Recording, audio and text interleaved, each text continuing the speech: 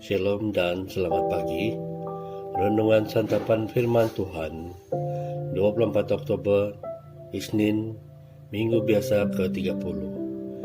Renungan Injil pada hari ini dipetik dari Injil Lukas bab 13 ayat 10 hingga 17.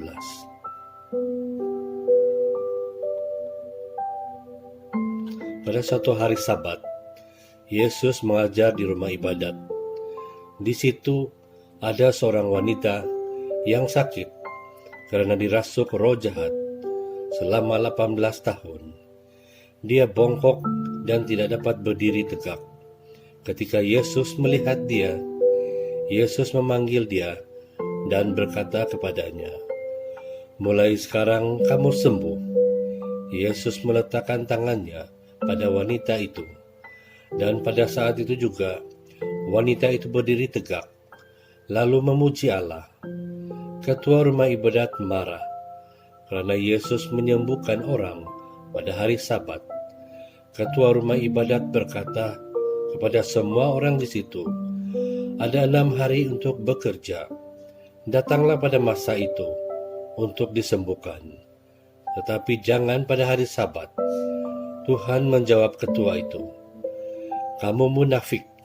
Pada hari Sabat, orang melepaskan lembu atau keledai dari kandang, lalu membawa hewan itu keluar untuk diberikan minuman.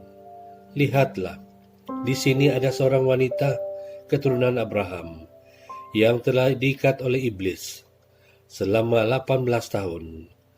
Tidak patutkah dia dilepaskan daripada ikatannya pada hari Sabat?" Jawaban Yesus memalukan semua musuhnya, tetapi semua orang lain bersukacita karena segala perbuatan ajaib yang dilakukan oleh Yesus.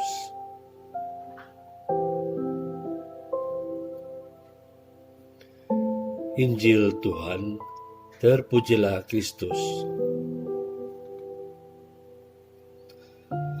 Salam damai saudara dan saudari.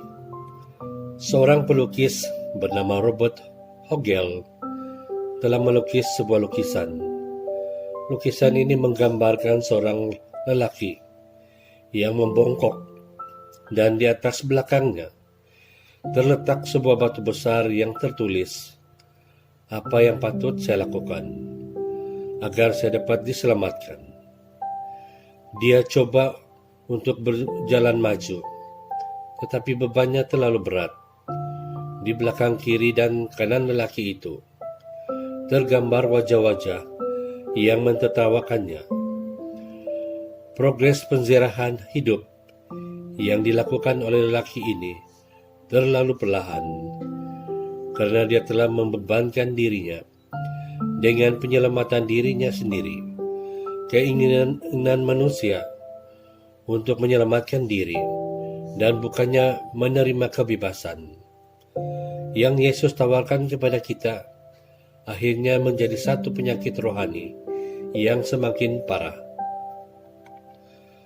Saudara dan saudari, seperti si penziarah itu serta wanita sakit di dalam Injil ini, pada hari ini kebanyakan kita telah melihat kesukaran hidup yang dapat melumpuhkan diri kita secara fisikal atau mental.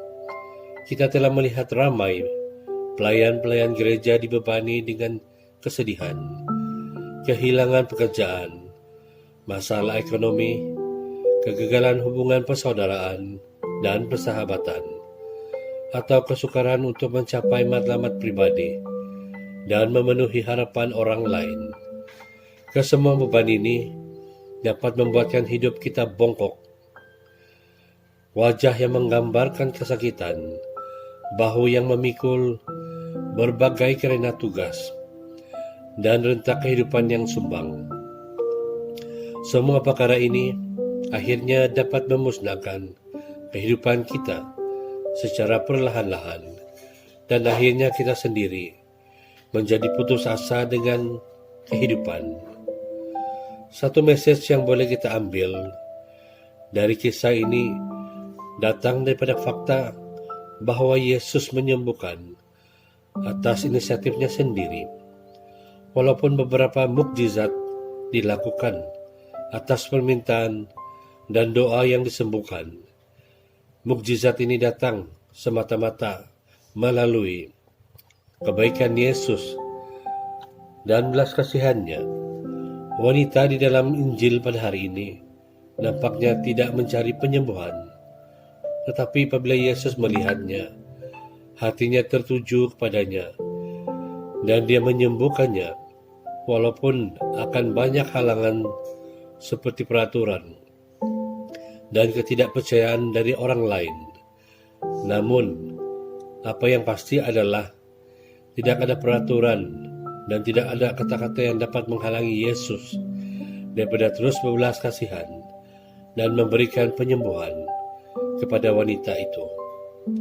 Oleh itu, saudara dan saudari, marilah membuka hati kita menerima kesembuhan Tuhan atas semua penyakit rohani yang membebani hidup kita selama ini.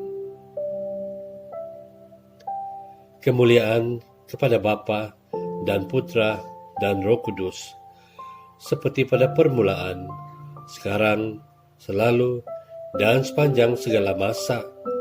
Amin.